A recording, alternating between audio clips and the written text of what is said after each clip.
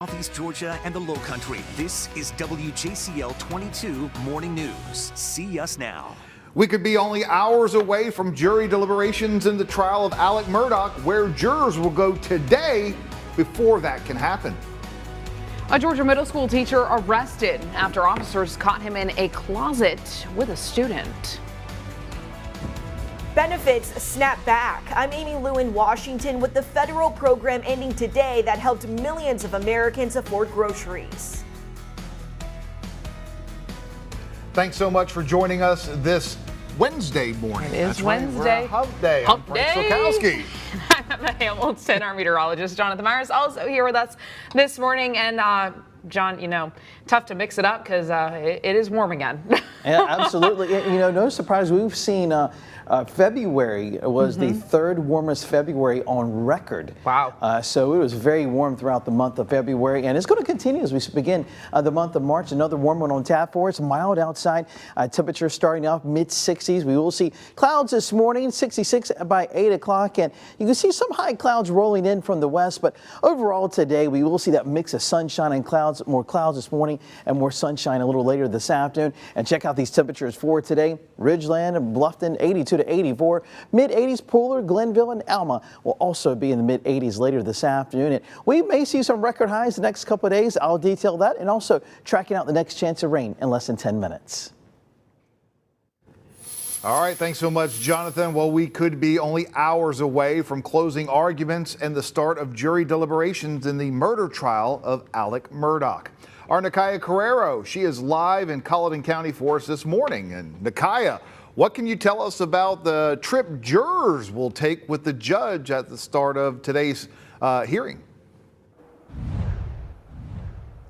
Well, I'm in front of the courthouse where in just hours the trial will resume, and it will start with jurors visiting the Murdaugh's property where Murdaugh is accused of murdering his wife Maggie and son Paul. We actually want to show you a map near where the estate is located on Moselle Road in Colleton County.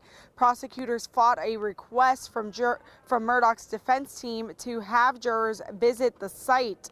The state argued the property has changed after nearly 2 years since the murders. Yesterday in court, jurors heard from the last round of witnesses, and they saw some intense moments between a defense attorney and Murdaugh's former law partner. In a dramatic last day of testimony in the Alec Murdaugh trial, prosecutors calling key witnesses back to the stand in their final push to prove the disgraced lawyer murdered his wife and son. And then what does the shooter do? He shoots Paul in the back of the head after he passes him. Prosecutors poking hole in the defense's argument there were two shooters. Their crime scene expert walking the jury through the defense version of the crime, trying to prove they got the bullet analysis wrong. Preposterous, in my opinion. The prosecution taking aim at Alec Murdaugh's emotional performance on the witness stand, calling his former law partner to show Murdaugh knew how to perform for a jury when he was a trial attorney. A theatrical type presence in the courtroom, and he could get very emotional. The defense pushing back during a heated exchange, suggesting that partner is angry after having to pay clients back for money Alec Murdaugh stole. Are you angry at him for stealing your money? I have no feeling one way or the other. I don't have any feeling about Alec Murdaugh betraying you and stealing your money. I have had anger with him, extreme anger, Mr. Hart-Pootlian, because of what he did. And if you suggest you are dead wrong if you think I've come in here and told this jury something because of money, when we're talking about two people who were brutally murdered, then you're headed in the wrong direction. During closing arguments, the state will go first, followed by the defense team, and then a final rebuttal from the state's team. Back to you. All right, thanks so much. Our Nakaya Carrero out front of the Colleton County Courthouse for us this morning. Thanks so much, Nakaya. Well, court is set to resume this morning at 9:30. You can watch it live at WJCL.com or follow it on the go by downloading the WJCL 22 News app. This morning, a Georgia middle school teacher is facing charges after someone told deputies that they found him in a closet with a student. Bibb County deputies arrested Cedric Goolsby and say that they found footage of him going into the closet in the school's library. The girl later told her grandmother that he touched her inappropriately several times before the incident. Goolsby denies all the claims made against him. All new this morning, a bill is moving forward in Georgia that would allow officials to disqualify voters who are accused of committing voter fraud by other voters.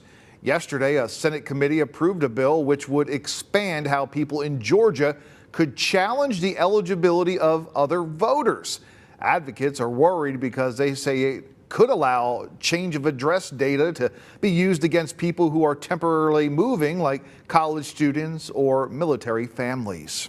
Well, jurors involved in the Fulton County election probe could soon reveal what they saw in the final report from investigators. The judge told ABC News that, quote, "It's important for people to understand that witness testimony isn't deliberations." The jury's foreperson recently opened up about the investigation across multiple media outlets, sparking criticism that it could jeopardize the entire investigation. Starting today, there will be no more extra food stamp benefits given to millions of Americans. Amy Lou is up in Washington with more of the changes that we're expecting with that federal program coming to an end. Well, for the average SNAP recipient, the change could mean about $90 less per month, and for many could be a lot more. Benefits from the Supplemental Nutrition Assistance Program, formerly known as food stamps, will return to normal levels, which are largely based on income, household size, and other expenses. Pandemic-era legislation helped boost those benefits for nearly 2 years, but lawmakers voted last year to let the additional benefits expire, affecting some 30 million low-income Americans. It comes at a time when inflation, especially for food prices, remains high. No matter how nicely you wrap it, the impact is, oh, you're cutting away my benefits, and now I'm going to lose this, and everything else is going up. You know, food is up, housing is up. So it's still concerning, regardless of how nicely the letter says. It's still going to be deeply impacting for individuals. Experts say that the program rollback will likely lead to many families turning to food banks, adding to already immense strain ever since the pandemic started. In Washington, I'm Amy Lou. You go to school to get a well-paying job, but you're also digging yourself a hole of enormous debt, and it's hard to crawl out of. Government officials are expecting the Supreme Court to strike down President Joe Biden's student debt relief plan after justices heard arguments yesterday. Savannah native Justice Clarence Thomas was the first to ask a question during that hearing. Now, he asked for an explanation as to why the program didn't include anything about cancellation, since the program aims to cancel up to $20,000 for borrowers. He went on to point out the difference in the HEROES Act, which paused student loan payments during the pandemic.